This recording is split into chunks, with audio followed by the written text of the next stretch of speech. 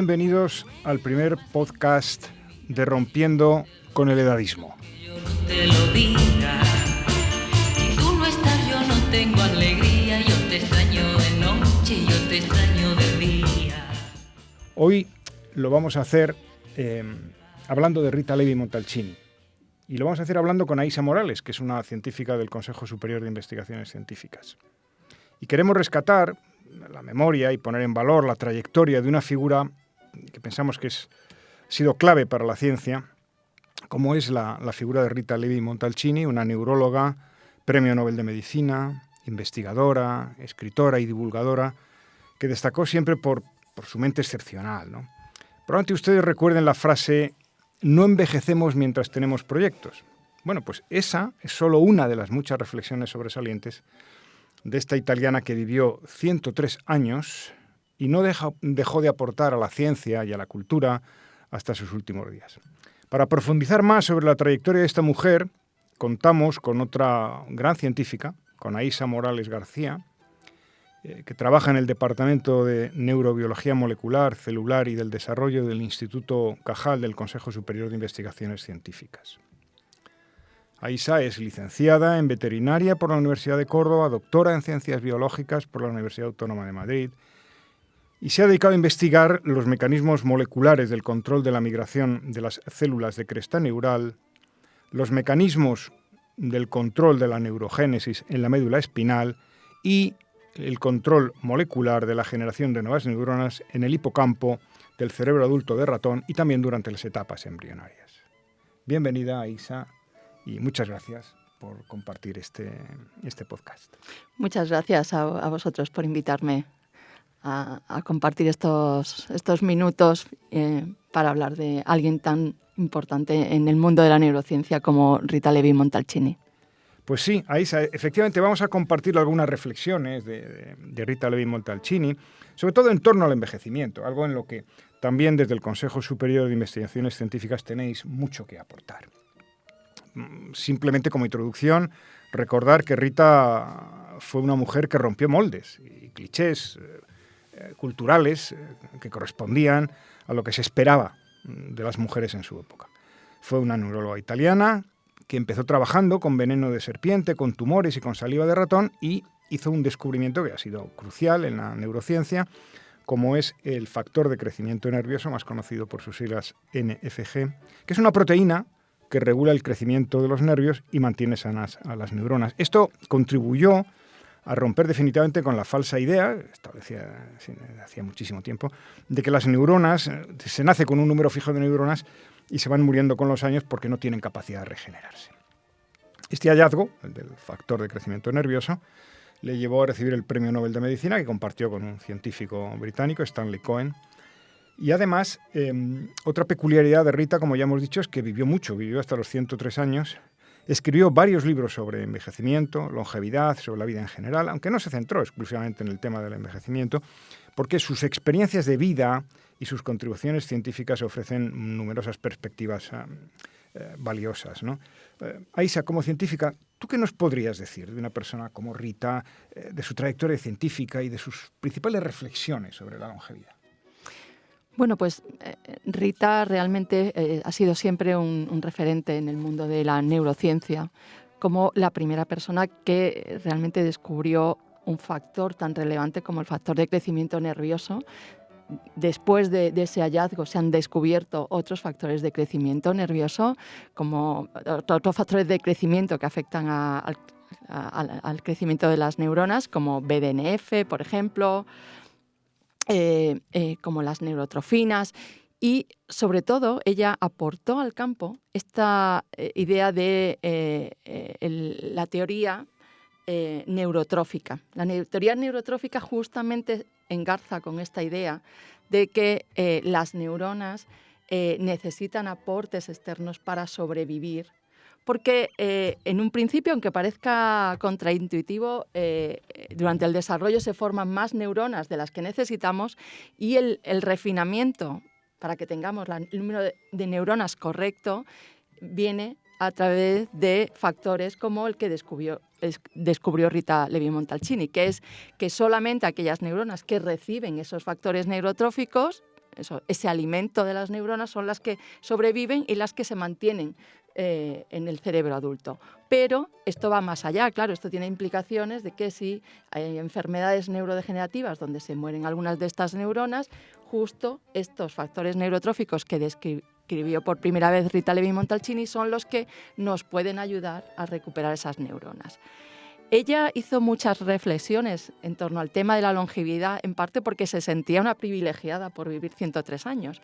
Y además, el privilegio no era solo por el número de años acumulados, sino por el tipo de vida que pudo mantener durante todos esos años, que era una vida dedicada al conocimiento, a la creatividad, a la curiosidad científica, pero también a promover ese entusiasmo y esa curiosidad científica en generaciones más jóvenes. Es decir, ese papel del maestro, el mentor, la mentora en este caso, senior, que engancha a las nuevas generaciones a la ciencia, a la curiosidad científica y engancha también a las mujeres, porque de eso también supongo que hablaremos más tarde.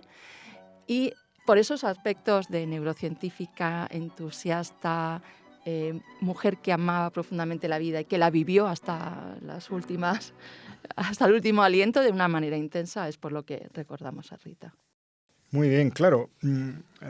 Una de las cosas que Rita Levi-Montalcini insistía más a lo largo de sus escritos y de sus conferencias es la importancia de mantener la mente activa durante toda la vida. La curiosidad por aprender cosas nuevas, ¿no? Decía que la curiosidad y el deseo de aprender son claves, lógicamente, para mantenerse mentalmente jóvenes y agudos, y fue una mujer muy apasionada de su trabajo, ¿no? Argumentaba que tener una pasión, por tanto, no solo reflexión, también pasión, un propósito en la vida es esencial y puede contribuir a tener una vida más larga y más saludable. Eso, a pesar de que su vida no fue fácil, porque tuvo una vida y una carrera pues muy marcadas, ¿no? por la persecución de los judíos durante la Segunda Guerra Mundial. Ella tenía raíces judías. Y nos gustaría, Isa, que nos hablaras un poquito más acerca de esa actitud positiva de Rita Levi-Montalcini, porque este es un tema que últimamente se ha enfatizado mucho, en fin, se ha banalizado incluso, ¿no? En los libros de autoayuda, pero tiene un significado más profundo que esta banalización que a veces se hace de él, ¿no? Sí, efectivamente. Tú bien has comentado que vivió 103 años y que a pesar de esa edad avanzada, la suerte que tuvo de tener un cerebro activo, siempre activo, pues hizo que pudiera seguir contribuyendo al avance de la ciencia y además también a la sociedad, o sea, desde su posición también, por ejemplo, como senadora vitalicia, ¿no? Entonces, ella se sentía que seguir contribuyendo a la comunidad y sentir que como individuo se puede seguir aportando al mundo, era lo que le permitía marcar como una diferencia positiva y además que eso le daba un nivel de bienestar y de, digamos, rejuvenecimiento mental extra sobre cualquier otra dedicación. Es decir, que mejor que dedicarte al conocimiento y además a transmitirlo a la sociedad. Entonces, ella no es que escribiera sobre aspectos específicos, sobre la salud, que ahora sí que se habla mucho de pues, la combinación del ejercicio, vida sana, alimentación sana. Pero, sin embargo, o sea, yo creo que parte de su secreto pues, era esa vitalidad, esa manera de enfrentarse al mundo siempre con curiosidad por aprender más y con vocación de transmitir a los demás. Y eso seguramente fue lo que la mantuvo activa toda su vida. Muy bien. Hombre, bien sabemos que Rita Levi tiene una obra muy extensa, pero hay un libro al que todos, de alguna manera u otra, yo mismo incluso lo he utilizado bastante para muchos seminarios y talleres, nos referimos siempre cuando pensamos en ella, que es el elogio o la alabanza de la imperfección, ¿no?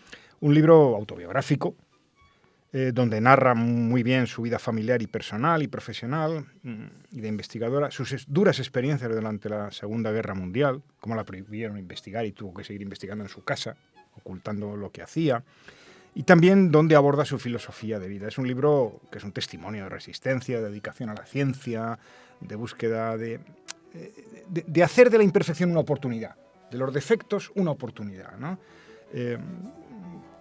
¿Tú qué más reflexiones harías, si acaso, de la obra de este libro y de otros, de la obra de Rita Levi Montalcini?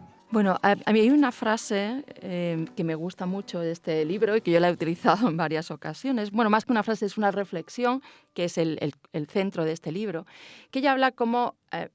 bueno, hay organismos perfectos, como puede ser una cucaracha o como puede ser el gusano con el que investigamos muchos científicos, como el C. elegans, que son deterministas, que sabemos lo que le va a pasar a cada una de sus células, sabemos cuántas se van a morir, cuántas se van a diferenciar, pero la maravilla de la imperfección del cerebro humano reside precisamente en esa incertidumbre, en que no sabemos cuáles son las células que van a morir, cuáles son las que van a permanecer, cómo va a influenciar el ambiente y cómo va a influenciar la interacción con otros humanos en esas células que nosotros tenemos. Y ese nivel de incertidumbre y de imperfección es la que nos hace únicos, nos hace creativos y nos hace poderosos a la hora de provocar cambios positivos en el mundo. Pero ella también tiene otros libros muy, muy importantes. Escribió una autobiografía que se llama Vita di Rita Levi Montalcini. Y también hay otro libro que yo pondría mucho énfasis, que es Il tuo futuro, que está dedicado especialmente a las nuevas generaciones, a la gente joven. Y ahí poniendo el énfasis en la educación como herramienta de cambiar el mundo, como herramienta de acercarte a la creatividad, al conocimiento. Entonces, miremos por donde miremos, nos dejó una fuente inagotable de sabiduría, realmente.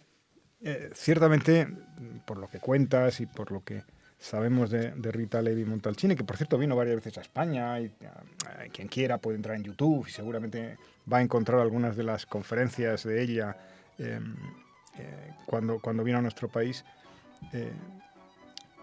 En ella es difícil distinguir su filosofía como investigadora de su filosofía de vida, porque en realidad van muy trabadas, un enfoque humanista muy profundo. Tú has hecho indirectamente referencia a ello, su deseo de inspirar a otros a vivir vidas plenas y satisfactorias, esta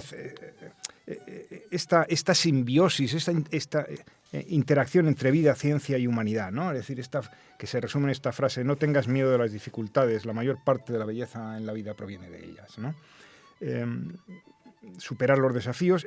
Tiene una frase que quizá hoy podría resultar hasta cierto punto polémica en según qué ámbitos del pensamiento. Dice: el cuerpo hace lo que quiere, yo no soy mi cuerpo, soy mi mente. ¿Tú qué crees que quería destacar Rita Levi Montalcini con una frase tan provocadora, ¿no? Claro, ella básicamente siempre defendió que tu mente, tu poder creativo, tu poder de curiosidad es el que te hace mejor persona, el que te abre puertas en el mundo. Ella, por ejemplo, le gustaba decir, las mujeres que han llegado lejos y que han dejado una huella, lo han hecho solo con su cerebro, no han necesitado nada más, por ejemplo. Pero además, también lo que ella tuvo siempre fue un enfoque muy positivo hacia los desafíos y animaba también a otras personas a ver justo las dificultades como oportunidades para crecer y para hacer grandes cosas. Entonces, por ejemplo, ella también decía, para hacer grandes cosas no solo debes actuar, sino también soñar. Es decir, no solo planificar, sino también creer. Y es esto el espíritu científico, el espíritu ese de buscar más allá, de soñar, de pensar que puedes resolver algo que parece que es irresoluble. No es solo el hacer, sino el planificar, el preguntarte por estas cuestiones, ¿vale? Ella también insistía en que la edad no es un límite para el trabajo creativo. Precisamente este punto de reforzar el cerebro versus al cuerpo, porque ella decía siempre, el cuerpo se arruga, pero mi cerebro no, por ejemplo. Esa es una frase muy bonita. Esa es una frase muy buena, efectivamente, en el sentido de que podemos seguir hasta el final aportando cosas. Y que ella, por ejemplo, también decía, desde la edad, yo me siento con la inteligencia de tener toda la experiencia por detrás que me permite aportar frente a la gente que acaba de aprender algo, ¿no? Y insistir en ese tema del valor de la experiencia, el valor de la acumulación del conocimiento. Claro, yo creo que este es un ejemplo, lo hemos dicho ya en algún otro momento en esta conversación, de cómo se puede abordar el proceso de envejecimiento con gracia, con determinación, con curiosidad intelectual, con una actitud positiva. Y hay otra frase suya que de alguna manera también, en fin, puede resultar también provocadora, pero es muy clara en este sentido. Decía, mis células cerebrales deben seguir trabajando, de lo contrario, moriré. ¿Qué te parece esta observación? Claro, el asunto es, o sea, de alguna manera tiene como varias capas esta historia. Por un lado es el sentido de estar viva, te lo da el sentir que cada día es diferente, que aportas algo. Es decir, para sentir que estás viva tienes que generar cosas, que generar algo. Pero luego, claro, al mismo tiempo, cuando pensamos ¿dónde queda el último aliento de vida? Es decir, puedes tener un corazón latiendo, pero si tu cerebro ha dejado de hablar, de tener esa conversación interior, de aportar, realmente el ser humano está muerto. Es decir, que yo creo que con esto hablaba de muchas de esas capas de qué significa estar vivo y qué significa un cerebro activo, ¿no? Y en gran medida creo, hasta cierto punto, de cuál es el fondo último, el sentido de la vida, ¿no? Que es este permanente diálogo interior en el que nos vamos descubriendo al tiempo que descubrimos lo que nos rodea, ¿no? Ella también a lo largo de su vida expresó deseos y reflexiones sobre cómo quería ser recordada. Yo creo que va un poquito en esta dirección, ¿no? Le gustaría probablemente ser recordada por su contribución a la ciencia, por su resistencia frente a las adversidades, por su incansable búsqueda del conocimiento, que también es una búsqueda siempre inacabada en los seres humanos de la verdad, ¿no? De la verdad que somos y de la verdad que hay en lo que nos rodea. Ella tuvo que soportar no solo la discriminación, la doble discriminación, la de ser judía, en un momento de antisemitismo muy fuerte en Europa y en particular en su país, y la de ser mujer, que tampoco era pequeña, sobre todo para desarrollar una carrera profesional. Yo creo que de eso también tú nos podrías hablar. Hoy quizá las circunstancias son un poco más favorables, aunque sigue habiendo muchas dificultades. Quizá nos podrías comentar un poco esto, cómo lo vivís las jóvenes investigadoras en este momento, ¿no? Claro, efectivamente a Rita Levi-Montalcini directamente se le pusieron las cosas muy difíciles de su propia familia. Inicialmente su padre Adamo no quiso que ella estudiara medicina y casi estudió por su cuenta y hasta que consiguió obtener el título. Se juntó posteriormente efectivamente la expulsión del mundo académico con la ley de Mussolini, del Difesa de la Razza, pero obviamente digamos, afortunadamente las mujeres de hoy en día que trabajamos en ciencia no nos hemos encontrado con situaciones tan dramáticas, pero cuando miramos los números de dónde estamos las mujeres en ciencia, vemos que a pesar de que el número de mujeres que hacen la tesis es muy elevado y en algunos campos como la biomedicina puede ser la mitad. Según ascendemos en las escalas, según digamos, se sube la jerarquía del poder y la influencia, ¿no? Exactamente. Las mujeres, por muchos motivos que muchas veces no están claro del todo, es decir, no es tan obvio como que alguien nos pone un freno, sino que las oportunidades no son las adecuadas para que las mujeres peleen y se queden en el mundo científico liderando la ciencia. y eso es algo que como sociedad no nos podemos permitir perder la mitad del talento en estos ámbitos tan importantes como la investigación científica. Sí, hay quien se ha molestado incluso en hacer algún cálculo sobre cuánto crecería el Producto Interior Bruto de los países de Europa Occidental si hubiera una igualdad efectiva y real de hombres y mujeres en las oportunidades, y la cifra es monumental. O sea, es decir, hay un correlato, no solo ya moral, cultural, personal, hay un correlato económico de pérdida neta real. De talento, por el talento desaprovechado de las mujeres, ¿no? Bueno, Rita Levi Montalcini tuvo otra dimensión.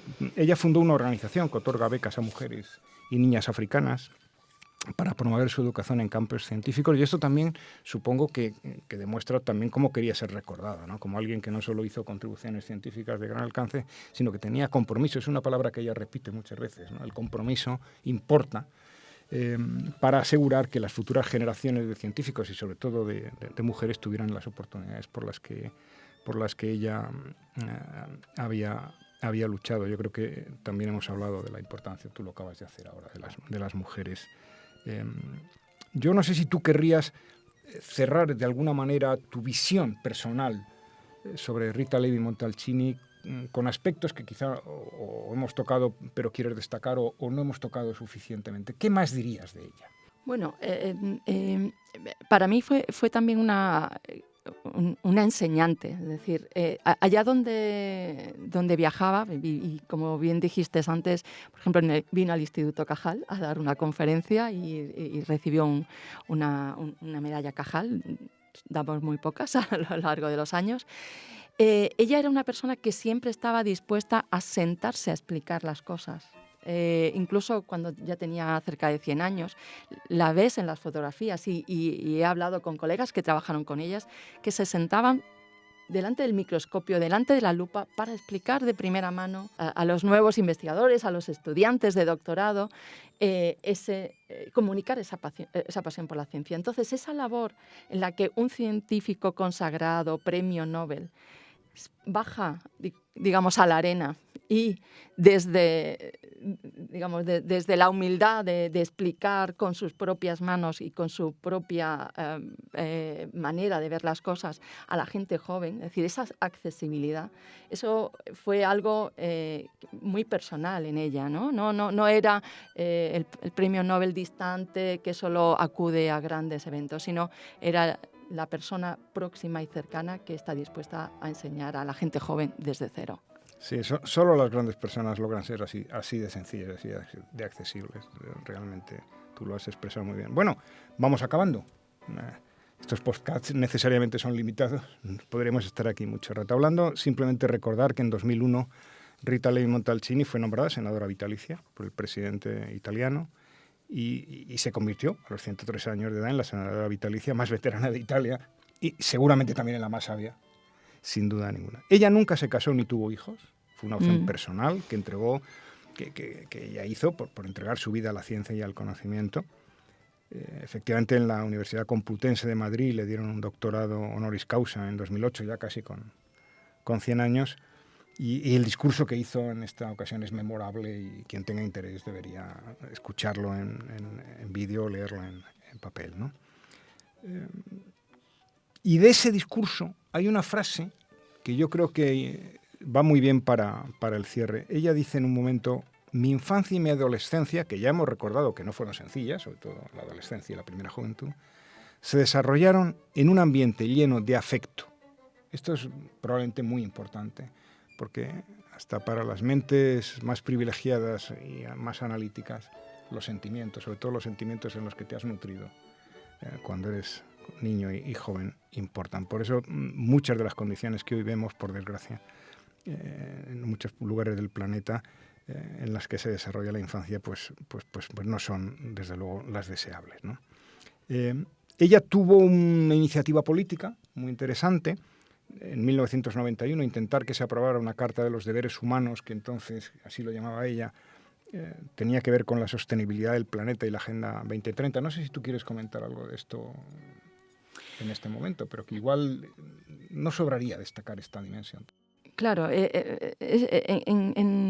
digamos que engarza muy bien con su compromiso social. Es decir, ella oímos hablar ahora de la Agenda de Sostenibilidad del Planeta, que es un tema que está obviamente en primer plano, pero ella ya en los años 90 tenía esa visión de que había seriamente un problema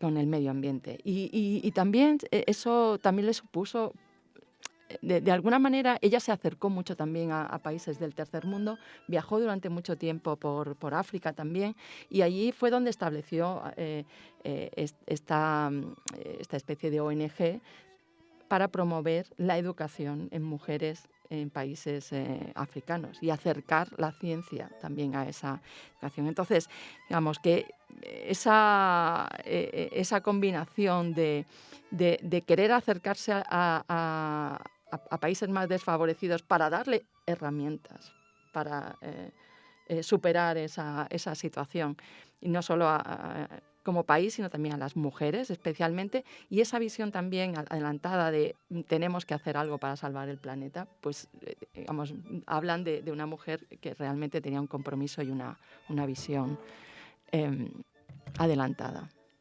Bueno, pues vamos a tener que ir terminando ya, el tiempo nos devora, por usar una frase clásica. La vida no debe ser vivida sin compromiso. Yo creo que con esta frase de Rita Levi Montalcini podemos poner un buen broche, un punto final a esta conversación que ha sido agradabilísima con Aisa y toda la trayectoria de Rita Levi Montalcini. Yo creo que las mujeres no son solo la mitad de la humanidad, las mujeres son algo más que todo eso, en la misma medida en que, pese a todas las dificultades, pese a todas las discriminaciones, continúan luchando y siguen aportando muchísimo, como Rita Levi Montalcini demostró. Nuestra protagonista de hoy quiso ser recordada como una científica destacada, como una pionera para las mujeres en ciencia y una persona que a través de la adversidad mantuvo una inquebrantable dedicación a la búsqueda del conocimiento. Muchas gracias a Aisa Morales por estar aquí con nosotros. Termino recordando que este es un podcast del Observatorio del Edadismo con el que queremos contribuir a la lucha contra este conjunto de estereotipos, de comportamientos y de actitudes discriminatorias por razón de edad y promover los derechos humanos de las personas mayores. Una vida digna para todas las edades. Recuerda, el problema no es la edad, el problema es el edadismo. Hasta el próximo podcast.